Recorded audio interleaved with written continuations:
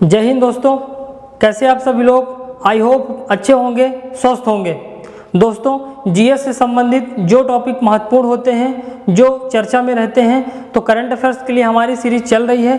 उसके अलावा कुछ टॉपिक्स ऐसे होते हैं जिनके बारे में संपूर्ण जानकारी रखना महत्वपूर्ण हो जाती है, क्योंकि आप देखेंगे जो एमपीपीएससी की प्रीलिम्स वाला सिलेबस है, मेंस वाला सिलेबस है, उसके अलावा उस सिलेबस से संबंधित एसआई व्यापम से संबंधित अन्य फैक्ट भी पूछने की पूरी संभावना रहती है। तो कुछ एक्ट अधिनियम या कुछ जो राजनेताओं द्वारा जो भी मंत्रिमंडल में मंत्रीगण हैं वो बहुत सारी घोषणाएं करते रहते हैं, नए नए इनोवेशन करते रहते हैं, तो वो मुद्दे चर्चे में हो जाते हैं। तो उसके तहत हम यहाँ पर छोटे छोटे टॉपिक्स जो मुद्दे चर्चा में रहते हैं उसके बारे में पूरी जानकारी लाने का प्रयास करते हैं और डिस्कस कर सकते हैं कि वह एक्चुअली में मुद्दा है क्या और कैसे कैसे प्रश्न बन सकते हैं। तो आज इसी प्रकार का एक मुद्दा है पेशा अधिनियम, जो अभी हाल ही में चर्चा में रहा है। तो आज के इस वीडियो में हम देखेंगे कि पेशा अधिनियम क्या है और कैसे यह पंचायती राज अधिनियम से संबंधित है, जो अपने पंचायतों के लिए 73वां संविधान संशोधन लाया गया था भारतीय संविधान के भाग 9 में। तो कैसा पेशा अधिनियम किस प्रकार पंचायती अधिनियम से अलग है, या फिर जो पंचायती राज के नियम और कानून जो स्थानीय स्वशासन में लागू होते हैं, तो कैसा पेशा अधिनियम उससे अलग है और कैसा पेशा अधिनियम जनजातीय बहुल्य क्षेत्रों के लिए अलग से संरक्षण और उनके लिए अधिकार प्राप्त करता है। तो पेशा अधिनियम के बारे में हम जानेंगे सारी बातें। इसके पहले हम देखते हैं कि जैसा कि आप सभी जानते हैं या आपने अक्सर सुना होगा कि महात्मा गांधी का एक फेमस कथन है कि यदि देश का विकास करना है तो उसके पहले ग्रामीणों का विकास करना होगा, या ग्रामीणों की उन्नति में ही देश की उन्नति है। यह कथन आज इतना सारगर्भित होता है कि प्रत्येक गांव, अभी आपने देखा होगा कि कोरोना काल में जब चारों तरफ से महामारी फैली हुई थी, उस समय भारत की जीडीपी दर लगातार गिरावट हो रही थी, लेकिन एक ऐसी वृद्धि दर थी जो कोरोना काल में भी बढ़ी थी, वो थी खाद्यान्न उत्पादन। अर्थात जो ग्रामीण स्तर अपने स्तर पर आत्मनिर्भर था, उसने उत्पादकता उतनी ही बना के रखी। अर्थात यदि ग्रामीणों को पूर्ण रूप से विकास कर दिया जाता या लगातार उसका विकास कर दिया जाए तो देश की उन्नति आज पूरी तरह से संभव है और निश्चित ही भारत विश्व में एक अलग देश के रूप में उभरेगा, एक विकसित देश के रूप में उभरेगा। तो ये तो हो गए ग्रामीण और इसकी बात। अब हम बात करते हैं पेशा अधिनियम की कि पेशा अधिनियम क्या है और कैसे वह ग्रामीण स्तर से जो पंचायती राज अधिनियम है उससे अलग है। ठीक, तो आज की इस वीडियो में हम यही चलेंगे कि पेशा अधिनियम क्या है। उसके पहले दोस्तों हम समझते हैं, आप देखें कि यहाँ पर की जो पंचायती राज अधिनियम है, यहाँ पर आप देखेंगे दोस्तों कि जो पंचायती राज अधिनियम है, ये जो पंचायतों के लिए स्थानीय स्वशासन के तहत 73वां संविधान संशोधन लाया गया था और पंचायतों को उनके अधिकार को संवैधानिक मान्यता दी गई थी। ठीक, तो पहला ये हो गया। इसमें आप देखेंगे कि पंचायतों को भाग 9 में, भारतीय संविधान के भाग 9 में आर्टिकल्स 243 से लेके 243 ओ तक इसका प्रावधान रखा गया था, जिसमें पंचायतों को 29 विषय प्रदान किए गए थे।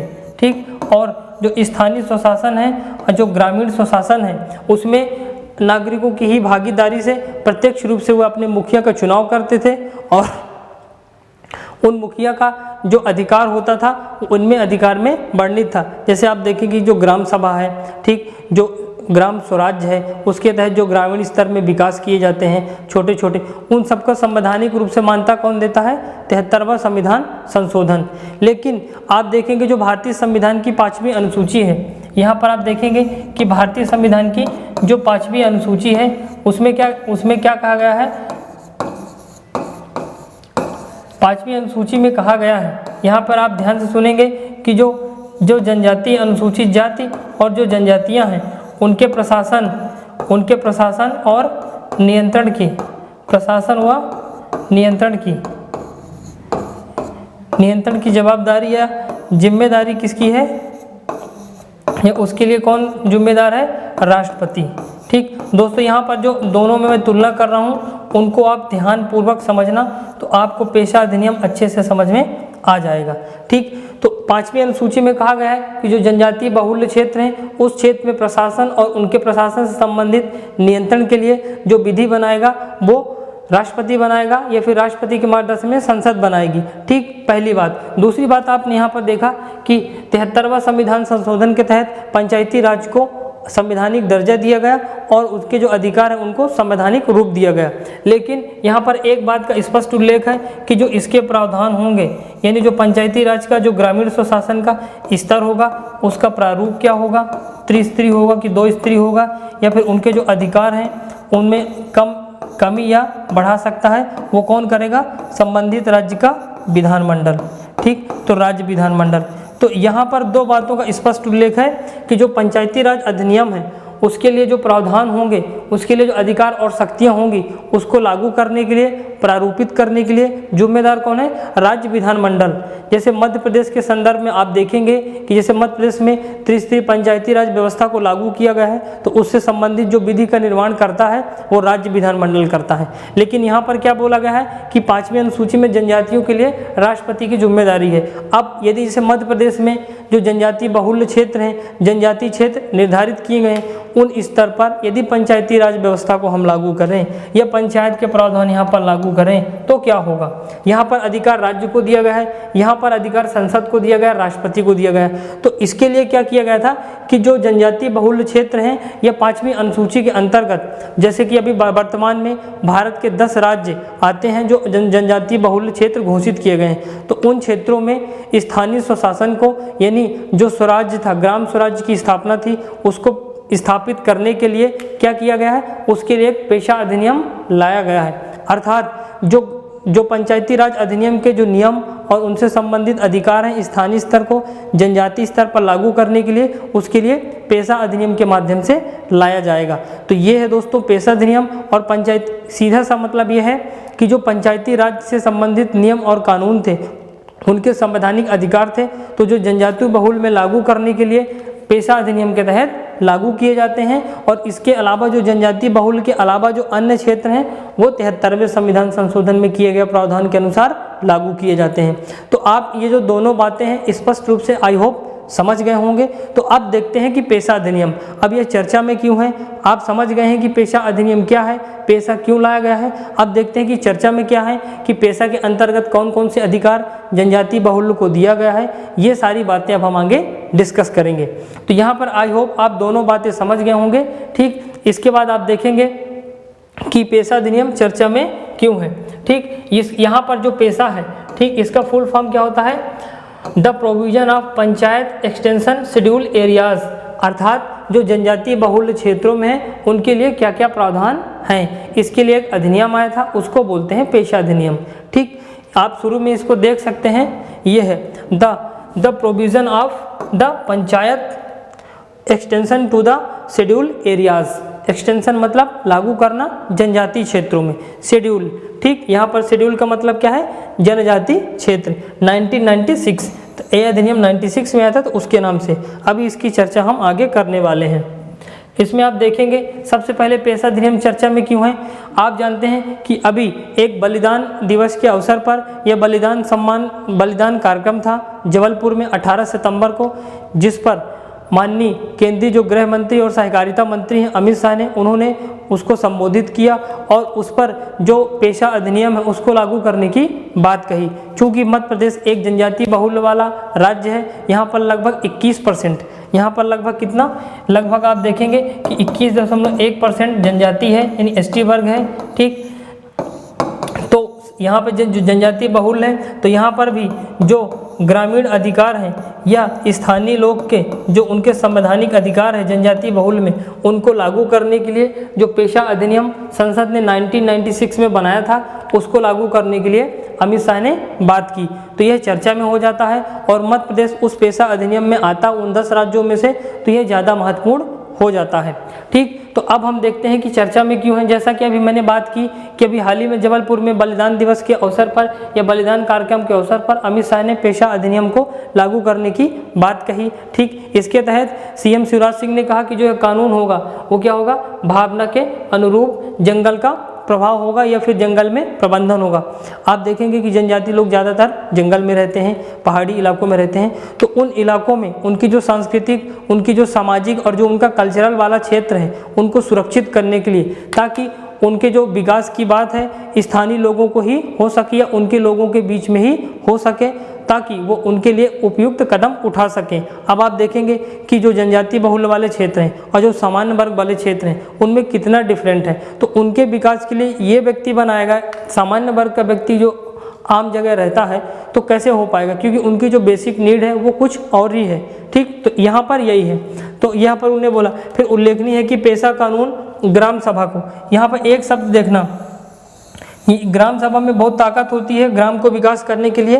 तो यहाँ पर क्या बोला है कि ग्राम सभा को सामुदायिक संसाधनों की सुरक्षा, यहाँ पर क्या दिखा, सामुदायिक संसाधनों की सुरक्षा और संरक्षण का अधिकार देता है। कौन? पेशा अधिनियम। यहाँ पर 3 चीज देखना, ग्राम सभा को सामुदायिक संसाधन की सुरक्षा और संरक्षण का अधिकार। जैसे मान लीजिए कोई एक बहुत बड़ी व्यापारिक कंपनी आई, ठीक, जैसे अभी आप कुछ दिन पहले सुनेंगे एक वेदांता कंपनी थी, तो वो क्या कर रही थी, जंगलों पे अपना या उसकी खुदाई कर रही थी, उसके संरक्षण, उसको संसाधन को लेकर भूमि अपने कब्जे में कर वहाँ पर व्यापारिक गतिविधियाँ लगा रही थी। तो यहाँ पर पेशा अधिनियम यदि उस क्षेत्र में लागू होता तो उसको पहले ग्राम सभा से परमिशन लेनी होती। अब यदि उसके जो औद्योगिक विकास कर रहा है उसके विकास से इनके संसाधन का हनन हो रहा है और उसका संरक्षण नहीं हो पा रहा, तो उस अधिनियम के तहत ग्राम सभा उसको परमिशन नहीं देती, तो वो जो व्यापारी कंपनी वहाँ पर लगने वाली वो नहीं लगती, तो जो जनजातीय बहुल हैं उनका संरक्षण होता।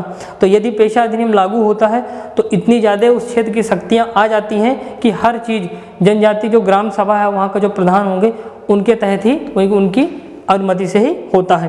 तो ये सारी चीज़ें होती है पेशा में। ये दैनिक भास्कर की न्यूज़ है जिस पर उन्होंने कहा था कि मध्य प्रदेश में लागू होगा पेशा एक्ट। देखेंगे आप कि मुख्यमंत्री चौहान ने घोषणा की कि पेशा एक्ट यानी पेशा एक्ट अनुसूचित क्षेत्रों में विस्तार कानून 96 में आदिवासी बहुल क्षेत्रों में स्वशासन यानी ग्राम सभा को मजबूती प्रदान करने के उद्देश्य से लाया गया था, प्रदेश में चरणबद्ध से लागू होगा। तो ये वाली बात थी जो कि चर्चा में है। तो अब हम देखते हैं पेशा से संबंधित और चीज़ें।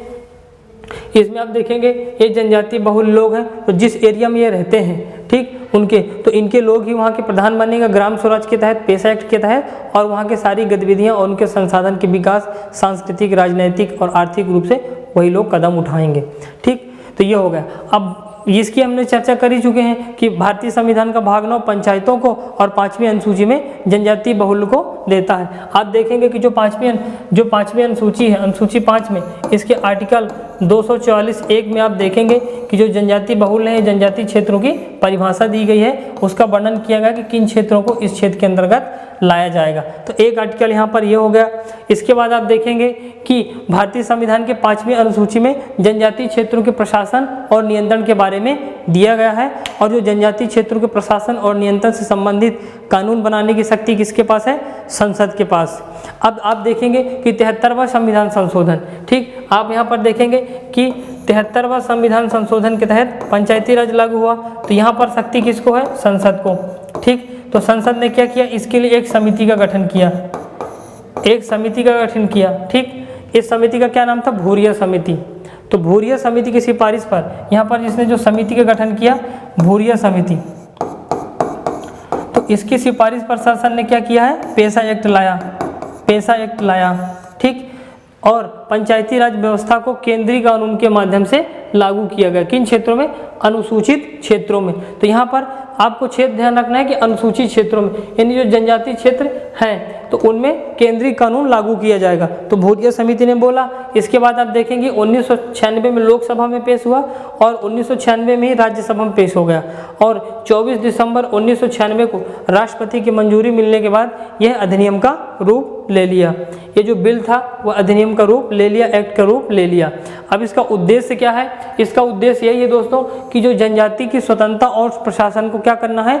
स्वशासन प्राप्त करना है। अर्थात जो जनजातीय बहुल क्षेत्र हैं उनको अधिकार दिए जाएंगे कि आप अपनी स्वतंत्रता और अपनी संस्कृति के अनुरूप विकास के लिए आपको अधिकार दिए जाते हैं कि जो भी आपके विकास में हनन करे आप उसके लिए रोक लगा सकें और अपने विकास के लिए कदम उठा सकें।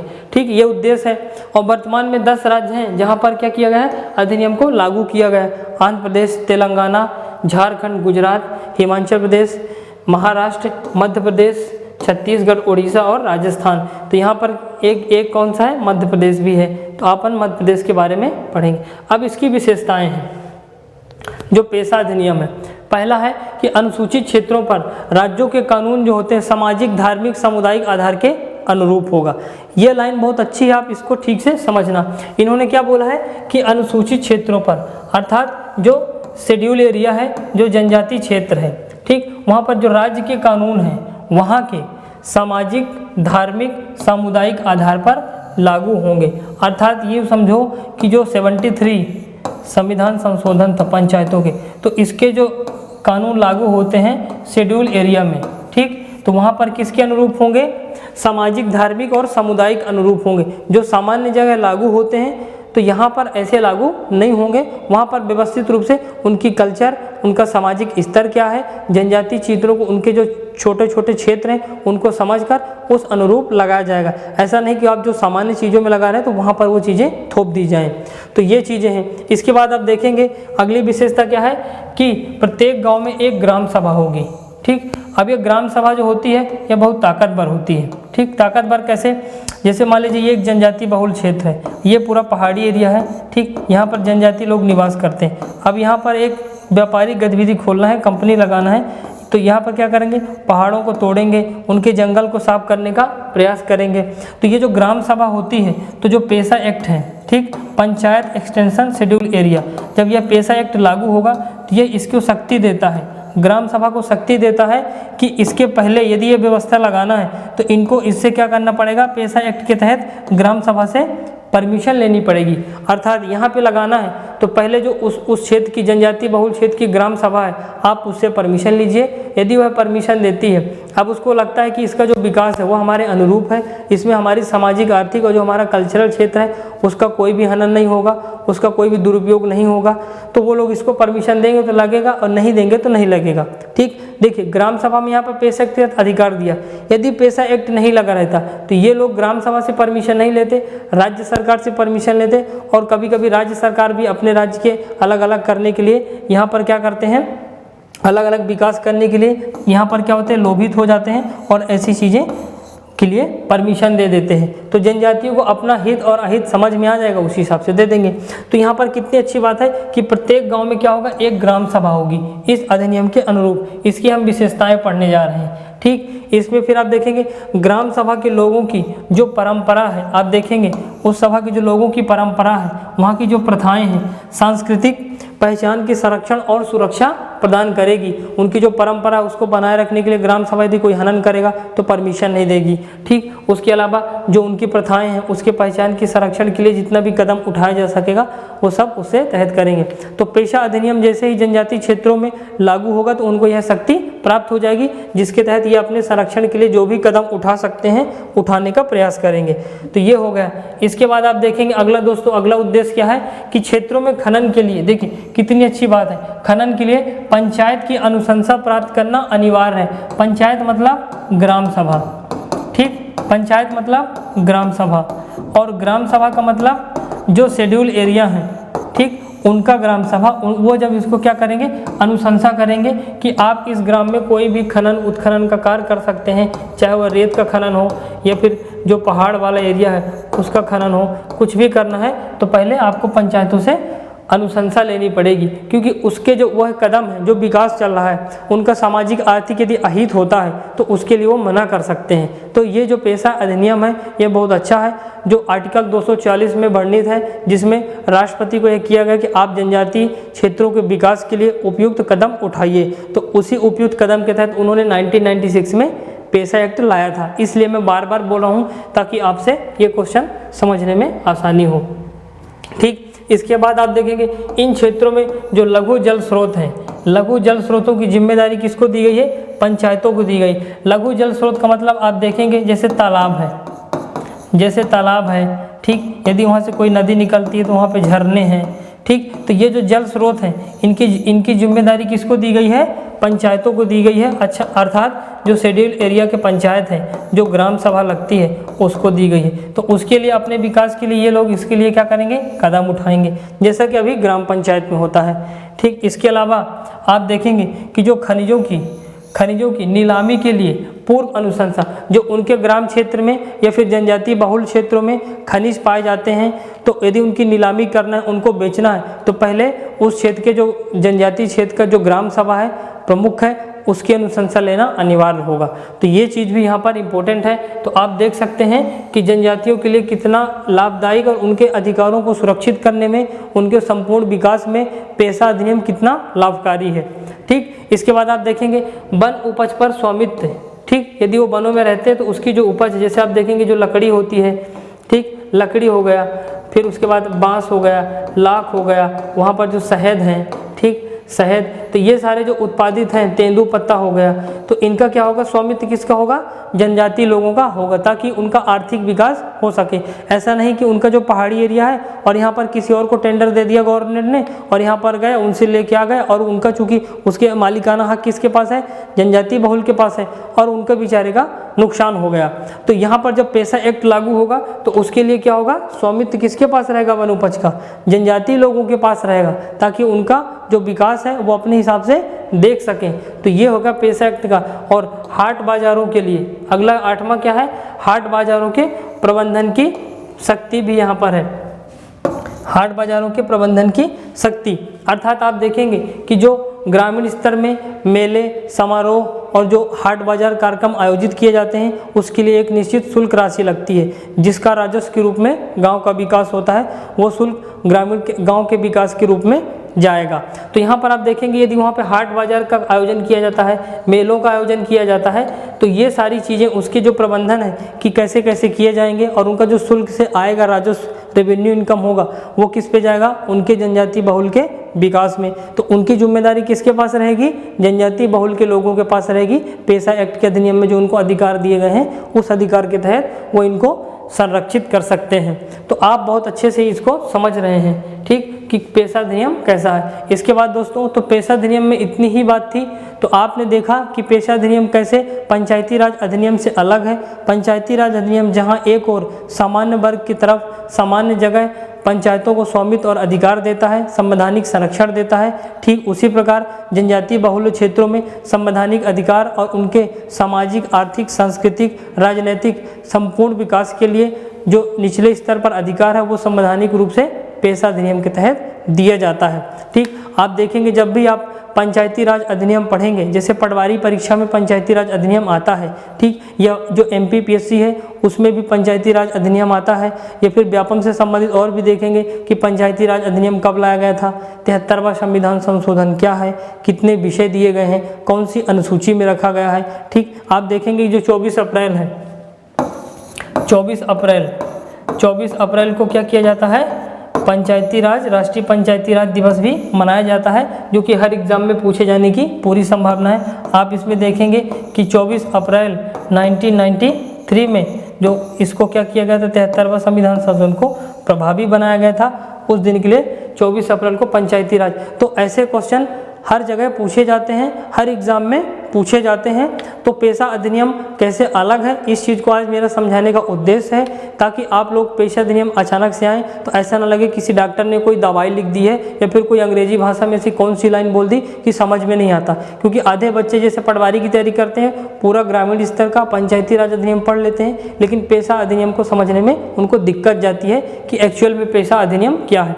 तो आई होप ये चीज़ आप बहुत अच्छे से समझ गए होंगे। तो ऐसे ही छोटे छोटे वीडियोस के माध्यम से जो भी दोस्तों चर्चा में रहते हैं और जिसका जानना, विस्तार से जानना जरूरी होता है, चाहे वह संवैधानिक रूप से हो, चाहे वह ऐतिहासिक रूप से हो, या फिर अर्थव्यवस्था के रूप में जो भी हो, जो उसकी गतिविधि से या फिर आपके एग्जाम से डायरेक्ट कनेक्ट होता है, उसको हम यहाँ पर लाएंगे। तो आप लोग जल्द से जल्द वेदा कैरियर इंस्टीट्यूट से जुड़ जाइए और यहाँ पर जो भी करंट अफेयर्स की साप्ताहिक सीरीज चल रही है, मध्य प्रदेश की साप्ताहिक सीरीज, नेशनल इंटरनेशनल की साप्ताहिक सीरीज और आओ जाने अपना भारत कार्यक्रम के तहत दैनिक भास्कर में प्रकाशित कुछ प्रतियोगिता को यहाँ पर हम डिस्कस करते हैं। और जल्द से जल्द हम मध्य प्रदेश की सीरीज भी स्टार्ट करने वाले हैं, जहाँ पर हम मध्य प्रदेश GS का संपूर्ण मध्य प्रदेश एक एक वीडियो के माध्यम से सभी लक्षित एग्जाम को प्राप्त करेंगे। ठीक, तो आई होप जल्द से जल्द आप जुड़ें और इसका लाभ लें।